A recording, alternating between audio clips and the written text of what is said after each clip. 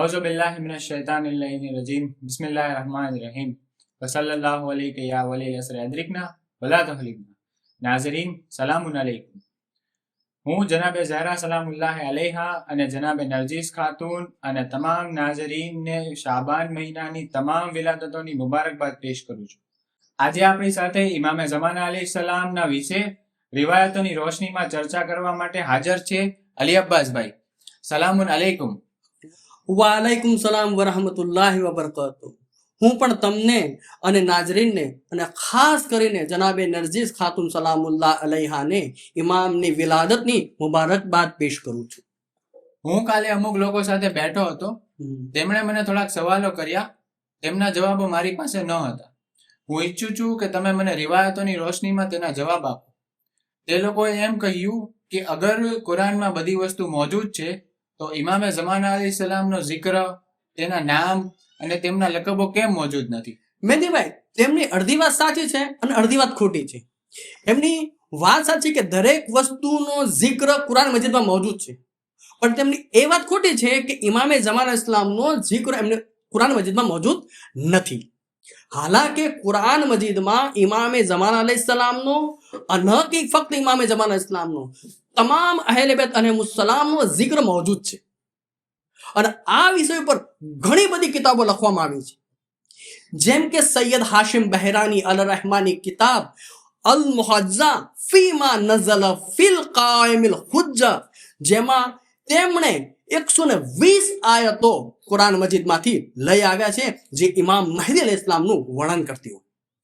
આ તો ફક્ત શિયા કિતાબની વાત હતી, પણ અહેલે મુખાલિફિનના આલિમોએ પોતાની કિતાબોમાં ઇમામે ઝમાના અલૈહિસ્સલામનું કુરાનની અંદર વર્ણન કરતી આયતો લઈ આવ્યા છે, જેમ કે હાફિઝ સુલેમાન કુંદુઝીએ પોતાની કિતાબ યનાબિલ મવદ્દામાં 71મું પ્રકરણ આખું ઇમામ અલૈહિસ્સલામ પર લઈને આવ્યા છે અને એ પ્રકરણનું નામ જ છે મહેદી ફિલ કુરાન, જેની અંદર 86 આયતો એવી લઈ આવ્યા છે જે ઇમામે ઝમાના અલૈહિસ્સલામનો જિક્ર કરતી હોય। તેમાંથી આપણે એક આયત વિશે ચર્ચા કરશું જે ઇમામ અલૈહિસ્સલામના લકબનો ઉલ્લેખ કરતી હોય। મેં કુરાન પડ્યું છે, પરંતુ તમે જે રીતના કહો છો તે રીતની આયતો મને ન દેખાણી। એનું કારણ છે મહેંદીભાઈ, કારણ કે આ અલ્લાહના કલામ છે, એ આપણે ન સમજી શકીએ। અગર આપણે કુરાનને સમજવું હોય તો ફક્ત ને ફક્ત અહેલે બેત અલૈહિસ્સલામ થકી જ સમજી શકીએ છીએ। અગર આપણે જોવું હોય કે ઇમામે ઝમાના અલૈહિસ્સલામનો જિક્ર કુરાન મજીદમાં ક્યાં છે તો આપણે જાણવું જોઈએ કે અહેલે બેત અલૈહિસ્સલામની હદીસો આ બારામાં શું કહી રહી છે। તો આપણે બધાએ અહેલે બેત અલૈહિસ્સલામની હદીસો તરફ રજૂ થવું જોઈએ। તમે મારી અને નાઝરીન માટે કોઈ આયત રજૂ કરો। બિલકુલ, અલ્લાહ તબારક વ તઆલાએ સૂરે તાહાની 135મી આયતમાં ફરમાવે છે, પછી નજદીકમાં તમે જાણી લેશો કે સીધા માર્ગ વાળા અને હિદાયત પામેલા કોણ છે। આ આયતની તફસીરમાં ઇમામ સાદિક અલૈહિસ્સલામ ફરમાવે છે કે અહીં સિરાતે સવિયા યાની કે સીધા રસ્તાથી મુરાદ ઇમામે ઝમાના અલૈહિસ્સલામ છે, એટલે કે લોકોના હિદાયત મેળવવા માટે સિરાતે સવિયા યાની કે સિરાતે મુસ્તકીમ તરફ રજૂ થવું જોઈએ અને હિદાયત મેળવવા માટે ફક્ત ને ફક્ત ઇમામ અલૈહિસ્સલામ તરફ જ રજૂ થવું જોઈએ। આપણે દુઆએ નુદબામાં પઢીએ છીએ યબ્ન સિરાતલ મુસ્તકીમ, સિરાતે મુસ્તકીમના ફરજંદ કહ્યા છે તેમને। યકીનન લોકો ઇમામ અલૈહિસ્સલામ થકી હિદાયત મેળવે છે અને ઇતિહાસમાં આવા ઘણા બધા બનાવો રજૂ કરવામાં આવ્યા છે। તમે કોઈ એક પ્રસંગ કહો ને। જી બિલકુલ મહેદીભાઈ, આલિમે દીન શેખ રુઝદી લખે છે કે હું ઇમામ હુસૈન અલૈહિસ્સલામની ઝિયારત કરીને નીકળ્યો અને નજફ તરફ જઈ રહ્યો હતો અને એ રસ્તો મેં ફુરાત નદીથી લીધો। મેં એક હોડીમાં સવાર થયો, તેની અંદર જે બધા બેઠા હતા એ બધા હિલ્લાના હતા। બધા હિલ્લાના લોકો પોતે લહો લહબમાં હતા, આનંદ પ્રમોદમાં હતા, સિવાય એક વ્યક્તિ તે લોકોની સાથે શરીક ન હતો। મેં પછી ઉતરીને એ શખ્સ પાસે ગયો અને પૂછ્યું કે ભાઈ આ લોકો કોણ છે અને આ લોકો તારા શું સગા થાય છે, તારી સાથે કેમ આમ કરે છે? ત્યારે એ શખ્સે કીધું આ લોકો મારા રિશ્તેદાર છે અને બધા હિલ્લાના રહેવાસી છે, પરંતુ તે બધા ગેર મઝહબના છે અને હું શિયા ઇસ્ના શેરી છું। મારા પિતા પણ ગૈર મઝહબના હતા, પરંતુ મારી માતા એ શિયા ઇસ્નાશેરી હતા. હું શિયા ઇસ્નાશેરી ઇમામે ઝમાના અલૈહિસ્સલામ થકી થયો છું. તો પછી મને જિજ્ઞાસા થઈ કે હું વિગતવાર જાણું. તો મેં તે શખ્સને પૂછ્યું કે તો આખી દાસ્તાન તું મને બયાન કર. ત્યારે એ શખ્સ કહે છે, મારું નામ યાકૂત છે અને હું ઘી વેચવાનો ધંધો કરું છું.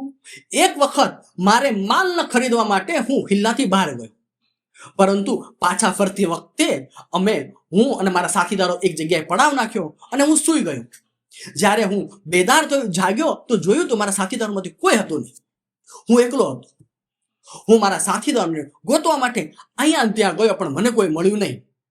અંતે હું રસ્તો ભૂલી ગયો અને હું એકલો પડી ગયો અને મને ખૂબ જ તરસ લાગી હતી અને હું જંગલના જાનવરોથી પણ ડરી રહ્યો હતો. મેં રડીને દુઆ કરવાનું શરૂ કર્યું. સૌ પ્રથમ તો મારા મઝહબ પ્રમાણે મારા હાકીમોને પહેલા પુકાર્યા, પણ મને કાંઈ ફાયદો થયો નહીં. પછી મારી માની વાત મને યાદ આવી. મારી મા મને હંમેશા કહેતી હતી કે બેટા, આપણા જમાનાના ઇમામ જીવન છે, હયાત છે. તે ભૂલી ગયેલાનો રસ્તો દેખાડે છે. તે લાચાર અને બેબસ લોકોની મદદ કરે છે.